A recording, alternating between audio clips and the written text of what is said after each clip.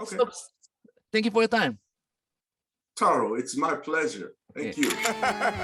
From the rising of the sun to the setting of the same, Lord, I'm gonna serve you because you've been so good. You've been better to me. All right. So, did you get good result from the sound with the Voicease? I think I did. I think I did.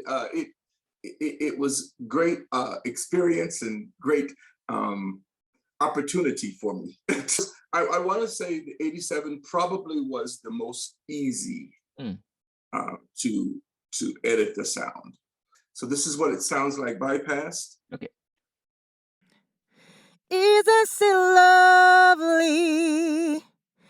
Isn't she wonderful? Isn't she precious? So before we go any further, I think it's important to say that that actually doesn't sound very bad.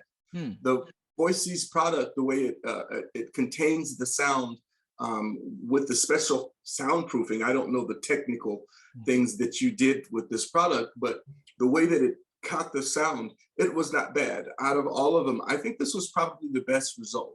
And it didn't require a lot. What I used was an SSL style channel strip. And the first thing that I noticed that there was some resonant frequencies down low and up high that I wanted to clean up. All right. And this was kind of my preference as an engineer. So the first thing that I did was I scooped it down all the way up to roughly around 100 hertz, and then brought it the high pass, the high filter, down to about 12 kilohertz. And I did this to clean the sound up a little bit. That's my preference. You don't necessarily have to do that, but normally for me, when I'm editing a sound, this is the first thing that I do. Inside of the frequencies themselves, though, I took a little bit away from 12, but I brought it back just a little bit. Someone to say, just kiss it just a little bit, give it a nice little kiss. That's what I gave it right there at 12 kilohertz up here at the top. And then I noticed there was a little bit of a buildup. Kind of around 0.6 or like 600 kilohertz, not 6,000. And I just brought it back just a little bit. That's normally where the boxy kind of sound was inside of it. And then with the low frequency, I just gave it a little kiss at about 110. Just to give it a little fullness back. And then what I did was I added a little bit of compression just to make the sound dynamically controlled. And just when I say a little bit, I mean, once again, just kissing the compression just a little bit. Love, isn't she lovely? Isn't she wonderful? Possibly because one of the most important things to remember is what Voicease does is it traps out all of the outside sounds. If I were using this in a mixing application, I would probably then add a little bit of a reverb, cause it to have somewhat of a room type of sound. Isn't she wonderful? Isn't she precious? Let the one me feel not so trapped inside, but it will feel open a little and still be able to get somewhat of a isolated sound that you would get in a vocal booth or something. But this was what I felt was a starting point. Obviously, I would say for anyone that wanted to use this in mixing for a song, I think that they should be free to go even more dramatic if they want to. This was just what I thought right away with my experience. Everyone should always feel free to try and experiment themselves. Now, can we move to the Beta 58? Yes, Beta 58. I think it was harder. Say again? I think it was harder than 87. Yes, it was. I agree. 87, it was a little bit more direct, a little bit more out front. But as you can see, the 58, the Beta 58 was Let the one minute old. I never thought the love would be. because of that, I had to work a little bit more, but not a vast difference. Okay, very much similar, but the frequency places that I moved were a little bit different. If you notice here, roughly around 1.8, 1.9 kilohertz, I kissed that also, just to give it a little bit of brightness, just a little bit, because it sounded behind a little bit. The brightness will make it sound a little bit more pleasant. All right, but I used a somewhat of a different frequency here. I don't know. I want to say it's right under 1 kilohertz. So it's probably, I don't know, maybe 900.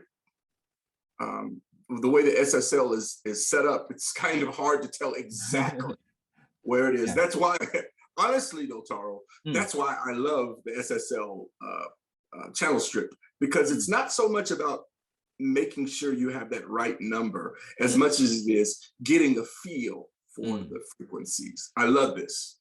All right, but I brought it back just a tad bit, maybe 930 or 940 kilohertz. So around 300, I brought it back. 300 tends to be a very boxy frequency. Even when I'm mastering, I always have challenges around that area. But I brought it back, and I did a little bit more than a kiss. I actually went back and took it back approximately, I don't want to say a full decibel, but I brought it back until it felt good. All right, and so I came up with this. Isn't she lovely? Isn't she wonderful?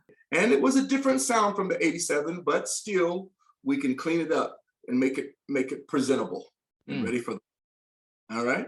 Great. Thank you. Okay, my pleasure. Yes. So now the famous SM58. Even though the 58 is a very popular microphone, I would not necessarily say that it outperformed the 87.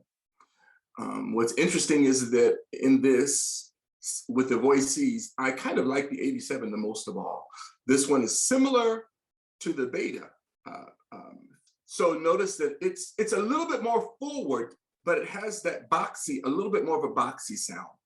Maybe because this is a very good microphone, but it's good kind of open. Being inside of the Voicease, it makes it trapped a little bit, which is still, you can still work it.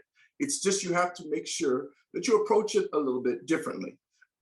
Roughly around 1.8 or just under 2 kilohertz.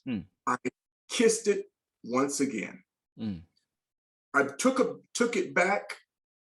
This time, it's really hard to say, a little over 900 kilohertz, probably around 920 or something like that. I brought it back just a little bit, not quite a full decibel. And then at 300, remember I shared with you on the last one, 300 was kind of a boxy sound. So I brought that back a little bit, okay? I want to say it's around a decibel, but not quite a full decibel. And I ended up with this. Let the 1 minute old. I never thought the love would be making one as lovely at sea. So I brought the compression in, and what we do is we kiss it a little bit with compression. And this is what it sounds like with it in all together. Isn't she lovely? Isn't she wonderful?